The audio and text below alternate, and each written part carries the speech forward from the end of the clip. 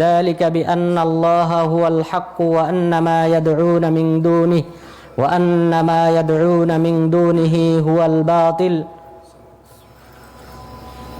প্রিয় উপস্থিতি, আমরা বিগত সপ্তাহগুলিতে তাওহীদে উলুহিয়া, তাওহীদুল আসমাই ওয়াস সিফাত সম্পর্কে আলোচনা করেছিলাম, তথা আল্লাহ তাআলাকে তার নামের ব্যাপারে একক বলে জানা এবং তার সিফাতের ব্যাপারে একক বলে জানা। তো আল্লাহ তাআলার নাম হিসেবে আমরা উল্লেখ করেছিলাম 109টি নাম নিয়ে আমরা আলোচনা করেছিলাম। এরপর পরবর্তীতে আমরা আলোচনা করেছিলাম আল্লাহ তাআলার যে সিফাত রয়েছে, আল্লাহ তাআলার যে সত্তাগত গুণ রয়েছে, মহান রব্বুল আলামিনের জাত রয়েছে, সত্তা রয়েছে, মহান রব্বুল আলামিনের নাফস সত্তা রয়েছে, এরপর সূরা আকৃতি রয়েছে, মহান রব্বুল আলামিনের ওয়াজ চেহারা রয়েছে, হাত রয়েছে, আঙ্গুল রয়েছে, সাক পেন্ডলি রয়েছে, এরপর কদম রিজিল পা রয়েছে, হাকবুন কোমর রয়েছে এবং সেই সাথে আল্লাহ তাআলার জীবন রয়েছে। এইভাবে আল্লাহ তাআলার যে সকল সিফাত রয়েছে সেই সকল সিফাত নিয়ে আমরা ইতিমধ্যে আলোচনা করেছি। আজকে দ্বিতীয় প্রকার তাওহীদ নিয়ে আলোচনা করব, তা হলো তাওহীদুল উলুহিয়া, তথা আল্লাহ তাআলাকে ইবাদতের ক্ষেত্রে একক বলে জানাকে তাওহীদে উলুহিয়া বলা হয়। অর্থাৎ তাওহীদের মূল আলোচ্য বিষয় হলো আল্লাহ তাআলা। আল্লাহ তাআলা সম্পর্কে আলোচনাকেই তাওহীদ বলা হয়। আকীদা এটা ব্যাপক বিষয়, আকীদার মাঝে আরও অন্যান্য বিষয়ে জড়িত। আল্লাহ তাআলা ছাড়াও অন্যান্য বিষয়, ফেরেশতাদের সম্পর্কে আলোচনা, নবী রাসূলগণের সম্পর্কে আলোচনা, এরপর পরকালের জীবনের প্রতি আলোচনা, এগুলি সব আকীদা সংক্রান্ত। কিন্তু তাওহীদ যদি বলা হয় তাহলে সেটা শুধুমাত্র আল্লাহ তাআলা সম্পর্কে আলোচনা। আল্লাহ তাআলাকে একক বলে জানতে হয় আল্লাহ তাআলার নামের ক্ষেত্রে, সিফাতের ক্ষেত্রে, আল্লাহ তাআলার ইবাদতের ক্ষেত্রে, এবং সেই সাথে আল্লাহ তাআলা যে রব, আসমান জমিন মহাকাশ সব কিছু সৃষ্টিকারী, রিজিকদাতা, লালন পালনকারী, এভাবে আল্লাহ তাআলাকে একক বলে জানাকেই তাওহীদ বলা হয়। তো আজকে দ্বিতীয় প্রকার যে তাওহীদ, তাওহীদে উলুহিয়া, তাওহীদে উলুহিয়ার সংজ্ঞা হলো হুয়া ইফরাদুল্লাহি বিইবাদাতি, আল্লাহ তাআলাকে ইবাদতের ক্ষেত্রে একক বলে জানা। যে প্রকার ইবাদত রয়েছে সকল প্রকার ইবাদত একমাত্র আল্লাহ তাআলার জন্য করতে হবে, কোনো মাখলুকের জন্য করলে সেটা শিরকের অন্তর্ভুক্ত হবে। তাহলে কোনো ব্যক্তি যদি আল্লাহকে বাদ দিয়ে যে কোনো প্রকারের ইবাদত রয়েছে সেই ইবাদতের কোনো এক প্রকার যদি করে থাকে তাহলে সে আল্লাহ তাআলার সাথে শিরিক করবে, আর শিরিককারীর সকল আমল নামা আল্লাহ তাআলা বরবাদ করে দেবেন এবং তার ঠিকানা হলো জাহান্নাম, এবং আল্লাহ তাআলা ওই ব্যক্তির উপর জান্নাতটাকে হারাম করে দেবেন। তো সুতরাং এই তাওহীদে উলুহিয়া এটা সবচেয়ে গুরুত্বপূর্ণ এক প্রকার তাওহীদ। এই ব্যাপারে আমাদেরকে অবশ্যই সতর্কতা অবলম্বন করতে হবে। ইবাদত যত প্রকার রয়েছে সব আল্লাহর জন্য করতে হবে। ইবাদতের উদাহরণ যেমনভাবে দোয়া করা, দোয়াকে বলা হয়েছে মুখুল ইবাদা, ইবাদতের মূল। সুতরাং কোনো কিছু যদি চাইতে হবে একমাত্র আল্লাহ তাআলার কাছে। আমাদের যদি রোগ ব্যাধি হয়, বালা মুসিবত হয়, তাহলে ইহা থেকে মুক্তি পাওয়ার জন্যে, শুশ্রূষা পাওয়ার জন্যে দোয়া করতে হবে একমাত্র আল্লাহ তাআলার কাছে। কোনো মাজারে ছুটে যাওয়া যাবে না, কোনো মাখলুকের কাছে, কোনো পীরের কাছে, কোনো অলির কাছে ছুটে যাওয়া যাবে না। যদি কেউ এই পীর, অলি এবং এইভাবে কোনো মাখলুকের কাছে যদি চায়, শুশ্রূষা কামনা করে, তাহলে সেই ব্যক্তি আল্লাহ তাআলার সাথে শিরিক করলো। ইবাদতের অন্য প্রকার ইবাদত পশু কুরবানি করা, পশু কুরবানি করতে হবে একমাত্র আল্লাহ তাআলার নামে, কোনো মাখলুকের নামে করলে তখন শিরিক হবে। ইবাদতের অন্যতম আরও ইবাদত হলো আল ইস্তেগাসা, সাহায্য কামনা করা। বালা মুসিবতে পড়লে তখন মানুষ আল্লাহ তাআলার নাম উচ্চারণ করবে, আল্লাহ তাআলার কাছে সাহায্য চাইবে। মহান রব্বুল আলামিনের অন্যতম একটি নাম হলো আন নাসির, সাহায্যকারী, মহা সাহায্যকারী। সুতরাং সাহায্য চাইতে হবে একমাত্র আল্লাহ তাআলার কাছে, এটা ইবাদত। কোনো ব্যক্তি যদি বিপদে ইয়া রাসূল আল্লাহ বলে আল্লাহ রাসূলের কাছে সাহায্য চায় তাহলে সে মুশরিক, সে আল্লাহ তাআলার সাথে শিরিক করলো, সে রাসূল সাল্লাল্লাহু আলাইহি ওয়াসাল্লামকে আল্লাহ তাআলার সমকক্ষ মনে করলো। সুতরাং সেই ব্যক্তি মুশরিক, সে চিরস্থায়ী জাহান্নামী। এটা যদি হয় রাসূল সাল্লাল্লাহু আলাইহি ওয়াসাল্লামের ক্ষেত্রে, ফেরেশতাদের ক্ষেত্রে, তাহলে অবশ্যই অন্য যে কোনো মাখলুকের কাছে সাহায্য চাওয়া যাবে না। ইয়া গাউস, ইয়া কুতুব, এরপরে ইয়া আব্দুল কাদের জিলানি, এইভাবে যদি কেউ আহ্বান করে, সাহায্য চায়, সেই ব্যক্তি মুশরিক এবং সে চিরস্থায়ী জাহান্নামী। সুতরাং সাহায্য চাইতে হবে একমাত্র আল্লাহ তাআলার কাছে, এটা ইবাদত। এই ইবাদত আল্লাহ ছাড়া কোনো মাখলুকের জন্য করা যাবে না। এটাই হলো আমাদের আলোচনার মূল পয়েন্ট। তো মহান রব্বুল আলামিন এই তাওহীদ তাওহীদে উলুহিয়াকে সাব্যস্ত করার জন্য, বাস্তবায়ন করার জন্য মহান রব্বুল আলামিন অনেকগুলি পদক্ষেপ গ্রহণ করেছেন। আমি সেই পদক্ষেপের আজকে কয়েকটি পদক্ষেপ নিয়ে আলোচনা করব। প্রথম পদক্ষেপ হলো মহান রব্বুল আলামিন তিনি নিজে ঘোষণা করেছেন তিনি ব্যতীত সত্য কোনো মাবুদ নেই। এই মহাবিশ্বে যে সকল মাখলুকের পূজা করা হয়, তাদের কাছে দোয়া করা হয়, তাদের কাছে ফরিয়াদ করা হয়, সেই সকল মাখলুক হলো বাতিল, ভ্রান্ত। মহান রব্বুল আলামিন বলেন, যালিকা বিআন্নাল্লাহা হুয়াল হক ওয়া আন্না মা ইয়াদউনা মিন দুনিহি হুয়াল বাতিল। এটা এ কারণেই যে মহান রব্বুল আলামিন তিনিই হলেন কেবলমাত্র সত্য মাবুদ, তিনিই হলেন কেবলমাত্র ইবাদত পাওয়ার একমাত্র সত্য মাবুদ। আর অন্য যে সকল মাখলুকের তারা পূজা করে, যে সকল মাখলুকের কাছে তারা দোয়া করে, প্রার্থনা করে, তারা সকলেই হলো বাতিল, ভ্রান্ত। সুতরাং দেবদেবী মূর্তি সহ জাহিলি যুগে কিন্তু মানুষ শুধুমাত্র এই দেবদেবীর পূজা করত না, মানুষ অলিয়া উলিয়াদেরও পূজা করত, মানুষ নবী রাসূলগণের পূজা করত, এরপর ফেরেশতাদের পূজা করত, গাছপালার পূজা করত। সেগুলি ইনশাল্লাহ অন্য একদিন আলোচনা করব। তো সেই জাহিলি যুগে তারা শুধুমাত্র মূর্তির পূজা করত না, বরং সেই সাথে পাশাপাশি নবী রাসূলগণের পূজা করত, অলিয়া উলিয়ার পূজা করত। আল্লাহ তাআলা বলেছেন, ওয়া আন্না মা ইয়াদউনা মিন দুনিহি হুয়াল বাতিল। তারা আমাকে বাদ দিয়ে যে সকল মাখলুকের কাছে দোয়া করে, যাদের ইবাদত করে, তারা সকলেই বাতিল, ভ্রান্ত, তারা ইবাদত পাওয়ার যোগ্য না। সুতরাং আল্লাহ তাআলা তিনি দ্ব্যর্থহীন ভাষায় ঘোষণা করেছেন, আমি হলাম একমাত্র সত্য মাবুদ। মহান রব্বুল আলামিন এই আয়াতটি সূরা হজ্জের ৬২ এবং সূরা লুকমানের ৩০ নং আয়াতে একই হুবহু শব্দে তিনি ব্যবহার করেছেন। সুতরাং মহান রব্বুল আলামিন ব্যতীত তিনি কোনো সত্য কোনো মাবুদ এই মহাবিশ্বে নেই। সুতরাং আল্লাহ ছাড়া কোনো মাখলুকের পূজা করা যাবে না, কোনো মাখলুকের কাছে দোয়া করা যাবে না, প্রার্থনা করা যাবে না। মহান রব্বুল আলামিন আরো বলেছেন, ফাতাআলাল্লাহুল মালিকুল হক। আল্লাহ তাআলা তিনি হলেন সুমহান, আর তিনিই হলেন একমাত্র সত্য মাবুদ, একমাত্র ইবাদত পাওয়ার যোগ্য সত্য মাবুদ। লা ইলাহা ইল্লাহু, তিনি ব্যতীত সত্য কোনো মাবুদ নেই। সুতরাং মহান রব্বুল আলামিন এই আয়াত স্পষ্টভাবে বলেছেন তিনিই হলেন একমাত্র সত্য মাবুদ, আর অন্যান্য যাদের পূজা করা হয় সেই সকল মাবুদ হলো ভ্রান্ত মাবুদ, অসত্য মাবুদ। সুতরাং অসত্য মাবুদের উপাসনা করা যাবে না, একমাত্র আল্লাহ তাআলার ইবাদত করতে হবে। রাসূল সাল্লাল্লাহু আলাইহি ওয়াসাল্লাম তিনি জাহিলি যুগের একজন কবি, জাহিলি যুগের একজন কবির কথাকে তিনি সত্যায়ন করেছেন। রাসূল সাল্লাল্লাহু আলাইহি ওয়াসাল্লাম বলেছেন, আসদাকু কালিমাতিন ক্বালাহা শায়ের কালিমাতুল আবিদ। যে কবিরা যে সকল কথা বলেছে সেই সকল কথার মধ্যে সবচেয়ে সত্য কথা হলো যে কথাটা বলেছেন লাবিদ বিন রবিয়া আল আমিরি। লাবিদ বিন রবিয়া আল আমিরি তিনি জাহিলি যুগের একজন কবি। সেই কবির কথার প্রশংসা করেছেন রাসূল সাল্লাল্লাহু আলাইহি ওয়াসাল্লাম। তিনি বলেছেন, সবচেয়ে কবিদের মুখ থেকে নিঃসৃত যে সকল বাণী রয়েছে, পংক্তি রয়েছে, কবিতা রয়েছে, কবিতার লাইন রয়েছে, সেই কবিতার লাইনের মধ্যে সবচেয়ে সত্য বাণী হলো যেটা লাবিদ বিন রবিয়া আল আমিরি তিনি বলেছেন। তিনি কি বলেছেন? এটা সহিহ বুখারী এবং মুসলিমের হাদিস। রাসূল সাল্লাল্লাহু আলাইহি ওয়াসাল্লাম বলেছেন, তার কথা ছিল, কুল্লু শাইইন মা খালাল্লাহি বাতিলু। এই মহাবিশ্বে যা কিছু রয়েছে আল্লাহ তাআলা বাদ দিয়ে সকল কিছুই হলো ভ্রান্ত, বাতিল, আর একমাত্র আল্লাহ তাআলা তিনিই হলেন একমাত্র সত্য। তাহলে আল্লাহ তাআলাই হলেন একমাত্র সত্য মাবুদ, আর এই মহাবিশ্বে যে সকল মাবুদ রয়েছে সেই সকল মাবুদ সবগুলি হলো বাতিল, ভ্রান্ত। এই কথা লাবিদ বিন রবিয়া বলেছেন।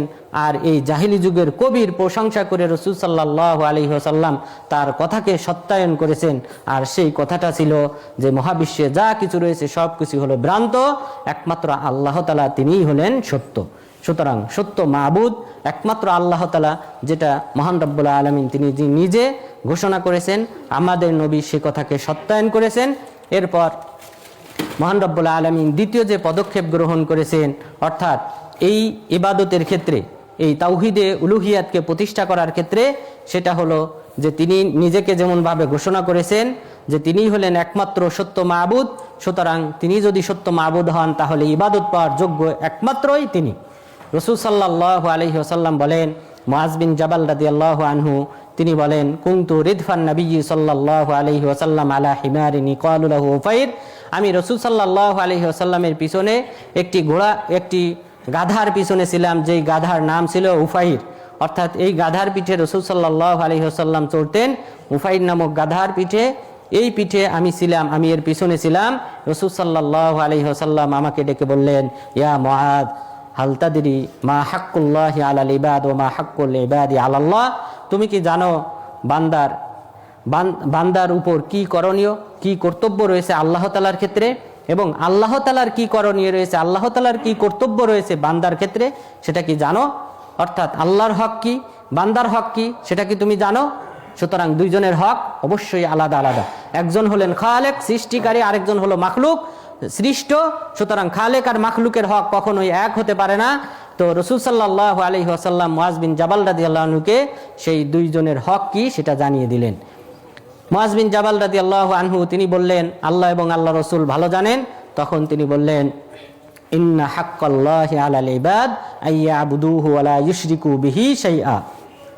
আল্লাহ তাআলার হক হলো, অর্থাৎ বান্দার কর্তব্য হলো আল্লাহ তাআলার ক্ষেত্রে যে তারা একমাত্র তারই ইবাদত করবে, তার সাথে কাউকে শরীক করবে না। আর ওয়া আন্না হাক্কাল ইবাদি আলাল্লাহ আল্লা ইউআযযিবা মান লা ইউশরিকু বিহি শাইআ। আর আল্লাহ তাআলার কর্তব্য হলো এই বান্দারা যখন এককভাবে আল্লাহ তাআলার ইবাদত করবে, আল্লাহ তাআলা সেই বান্দাকে কখনোই শাস্তির সম্মুখীন করবেন না। সেই বান্দাকে আল্লাহ তাআলা জান্নাত দান করবেন, এটা হলো আল্লাহ তাআলার কর্তব্য। সুতরাং বান্দার হক হলো যে বান্দাকে আল্লাহ তাআলা শাস্তি প্রদান করবেন না।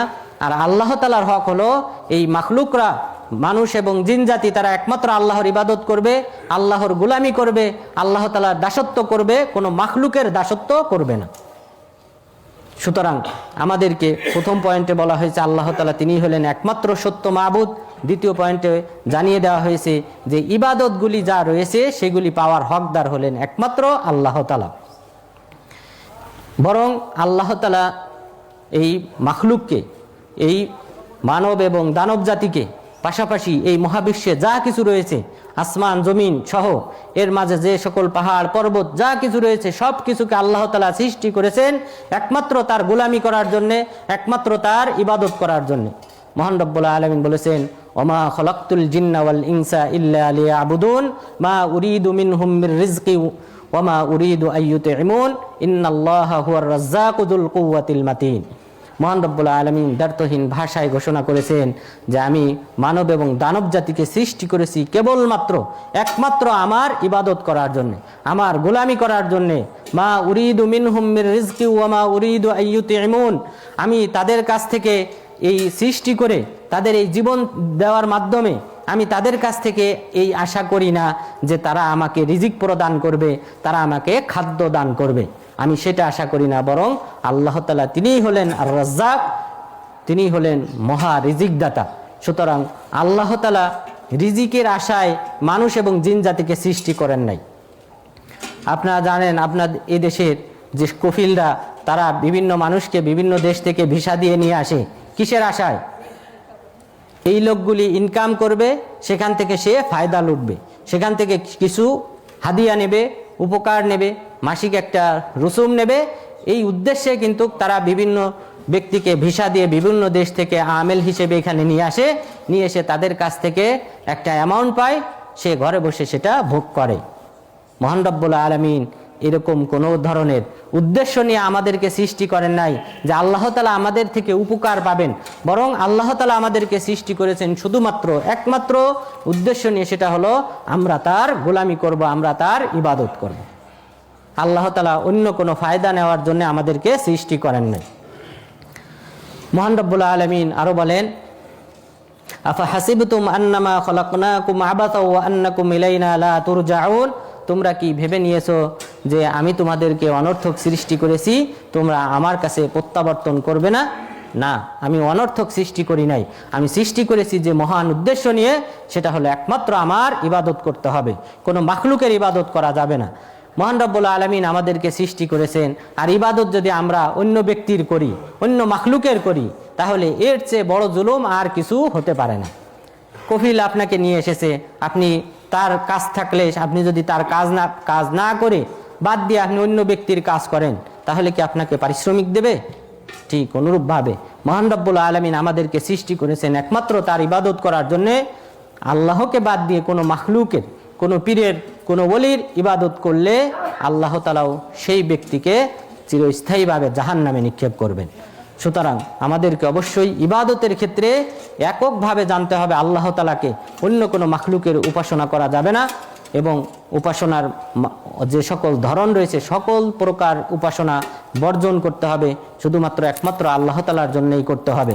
মহান রব্বুল আলামিন আরও বলেছেন, আয়াহসাবুল ইনসানু আইয়ুতরাকা সুদা, মানুষ কি মনে করে তাদেরকে আমি এমনিতেই ছেড়ে দেব, তাদের হিসাবের সম্মুখীন করব না?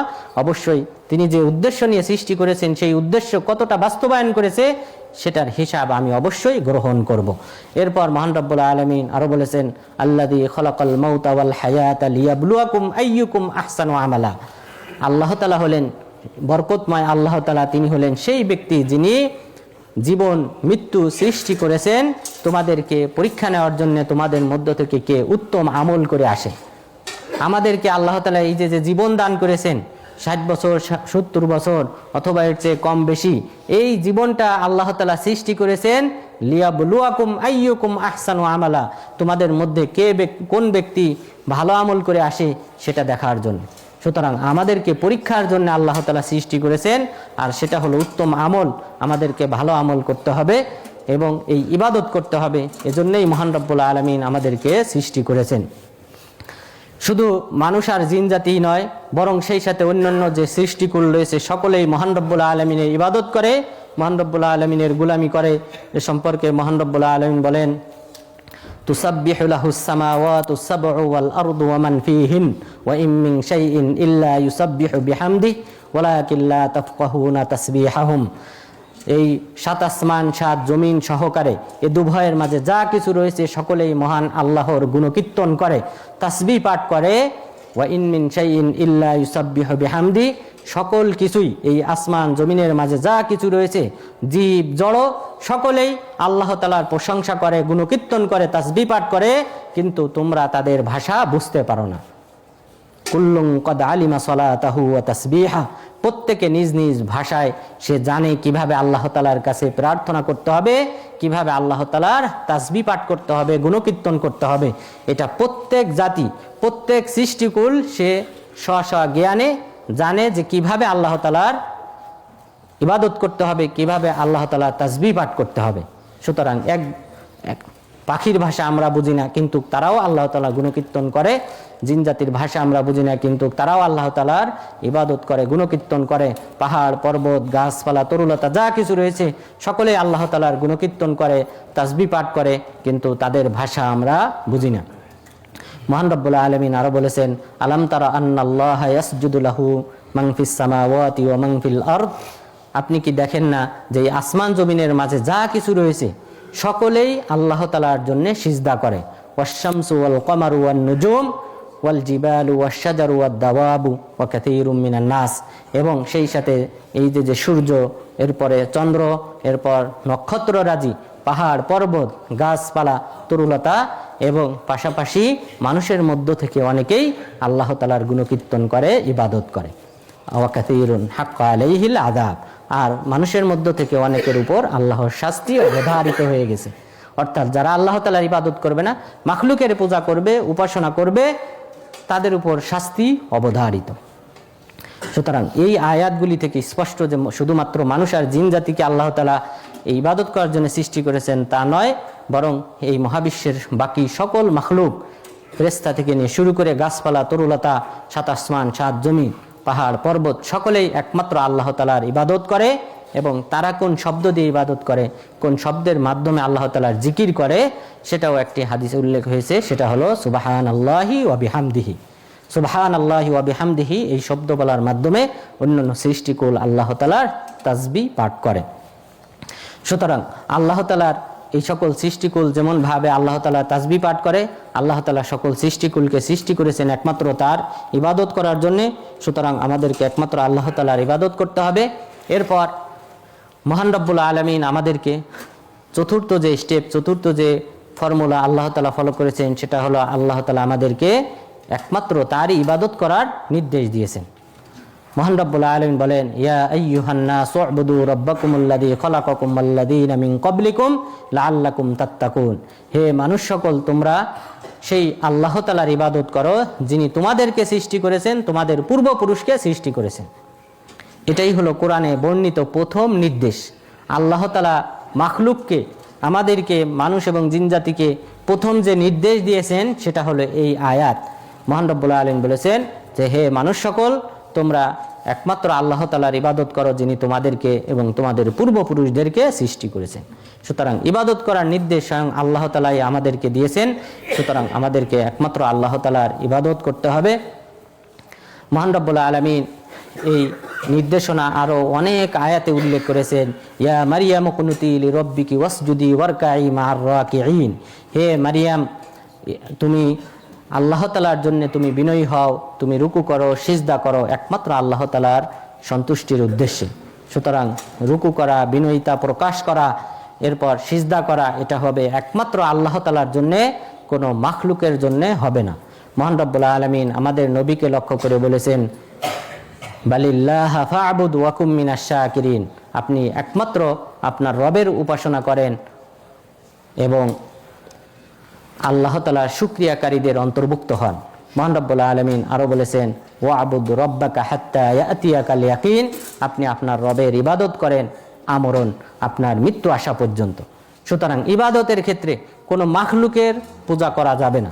আমাদেরকে জীবনটা যত 60 বছর হোক, 70 বছর হোক, যে কয় বছরই হোক না কেন, পুরা জীবনের ইবাদত সম্পূর্ণ হবে একমাত্র আল্লাহ তাআলার জন্যে, কোনো মাখলুকের জন্য ইবাদত করা যাবে না।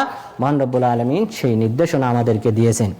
এরপর মহান রব্বুল আলামিন অন্যান্য মাখলুকের ইবাদত করতে, পূজা করতে মহান রব্বুল আলামিন নিষেধ করে। এ সম্পর্কে মহান রব্বুল আলামিন বলেন, কুলিয়া আহলাল কিতাব তাআলাউ ইলা কালিমাতিন সাওয়াইন বাইনানা ওয়া বাইনাকুম আল্লা না'বুদা ইল্লাল্লাহ ওয়া লা নুশরিকা বিহি শাইআ ওয়া লা ইয়াত্তাখিযা বা'দুনা বা'দান আরবাবাম মিন দুনিল্লাহ।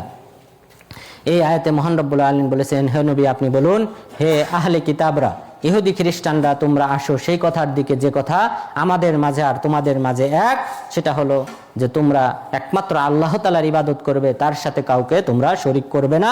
এবং আমরা একজন আরেকজনকে, অর্থাৎ এক মাখলুক আরেক মাখলুককে, এক বড় ভাই আরেক বড় ভাইকে, একজন মানুষ আরেকজন মানুষকে রব হিসেবে গ্রহণ করবে না। তো যদি কোনো ব্যক্তি পীরকে তার ইবাদতকারী হিসেবে, পীরের পায়ে যদি সিজদা করে, সে তাকে রব হিসেবে গ্রহণ করলো। ইহুদি খ্রিস্টানরা রাসূল সাল্লাল্লাহু আলাইহি সাল্লামের দরবারে এসে বলল, আল্লাহ রাসূল, আমরা তো তাদেরকে রব মনে করি না। বললেন, তারা যদি কোনো নির্দেশ দেয় সেটা কি তোমরা বাস্তবায়ন করো না? বললেন, হ্যাঁ করি। বলছে, সেটাই হলো রব হিসেবে গ্রহণ করে নেওয়া। সুতরাং অন্যায় কাজ, অন্যায় ফাহিশি কাজ, কোরআন হাদিস বিরোধী কাজ যদি কোনো ব্যক্তি করতে বলে, তার সেই কথা যদি কেউ বাস্তবায়ন করে, শ্রদ্ধার সাথে সেটাকে যদি মূল্যায়ন করে, তাহলে সেই ব্যক্তি তাকে রব হিসেবে গ্রহণ করলো। আর মহান রব্বুল আলামিন এতে বলেছেন, তোমরা এরকম কোনো একজন আরেকজনকে রব হিসেবে গ্রহণ করো না। সুতরাং ইবাদত চলবে, গোলামি চলবে একমাত্র আল্লাহ তাআলার, কোনো মাখলুকের গোলামি করা যাবে না। এরপর এই ব্যাপারে সবচেয়ে স্পষ্ট যে হাদিস, যে শুধুমাত্র ইবাদতটা হবে একমাত্র আল্লাহ তাআলার ক্ষেত্রে, কোনো মাখলুক, সে পীর হোক, ওলি হোক, নবী হোক, ফেরেশতা হোক, এর চেয়ে উত্তম ব্যক্তি আর কেউ হতে পারে না। যদি এই সকল ব্যক্তিও হয়, তাহলে তাদের ক্ষেত্রেও করা যাবে না। তার স্পষ্ট দলিল হলো রাসূল সাল্লাল্লাহু আলাইহি ওয়াসাল্লাম বলেন, লাউ কুনতু আমিরান আহাদান আইয়াসজুদা লি আহাদ লা আমারতুল মারআতা আন তাসজুদা লি যাওজিহা। যে আমি যদি কোনো ব্যক্তিকে সিজদা করার নির্দেশ দিতাম, তাহলে সেটা হলো কোনো ব্যক্তির স্ত্রী যিনি তার স্বামীকে সিজদা করবে। হাদিসটা বুঝতে হবে। তিনি বললেন, যদি কোনো ব্যক্তিকে আমি নির্দেশ দিতাম সিজদা দেওয়ার, তাহলে স্ত্রীকে তার স্বামীকে সিজদা করতে বলতাম, কিন্তু সেই নির্দেশনাও আমাদেরকে দেওয়া হয় নাই। অর্থাৎ এটাই হলো একমাত্র ইবাদত, যে ইবাদতটা যদি আমি কোনো মাখলুকের জন্য করতে বলতাম, সেটা হলো সিজদা। আর এই সিজদাটা যদি কোনো ব্যক্তিকে করতে বলতাম, কোনো মাখলুকের জন্য করতে বলতাম, তাহলে সেটা করতে বলতাম স্বামীকে যেন তার স্ত্রী সিজদা করে। কিন্তু সেই নির্দেশনাও যেহেতু আমাদেরকে দেওয়া হয় নাই, তাহলে অন্য যত ধরনের ইবাদত রয়েছে, কোনো ধরনের ইবাদতই কোনো মাখলুকের জন্য করা যাবে না। এই কথাটি রাসূল সাল্লাল্লাহু আলাইহি ওয়াসাল্লাম কয়েকটি প্রেক্ষাপটে বলেছিলেন, যেটা অনেক কয়েকটি ঘটনাকে নির্দেশ করে। তার মধ্যে একটি ঘটনা হলো, আর এই আবু হুরায়রা রাদিয়াল্লাহু আনহু তিনি বলেন, রাসূল সাল্লাল্লাহু আলাইহি ওয়াসাল্লাম আনসারদের একটা বাগানে প্রবেশ করলেন। বাগানে প্রবেশ করার পর তিনি দুটি উটকে দেখতে পেলেন যারা ছিল উদ্যত এবং তারা চিৎকার করতেছিল, দুইজন মারামারি করতেছিল, চিৎকার করতেছিল। এদের কাছে তিনি ওই বাগানে গেলেন। যাওয়ার পর রাসূল সাল্লাল্লাহু আলাইহি ওয়াসাল্লামকে যখন তারা দেখলো, ফাওয়াজা জিরানাহুমা, তখন তারা তাদের গর্দান মাটির সাথে মিশিয়ে রাসূল সাল্লাল্লাহু আলাইহি ওয়াসাল্লামকে সিজদা করলো।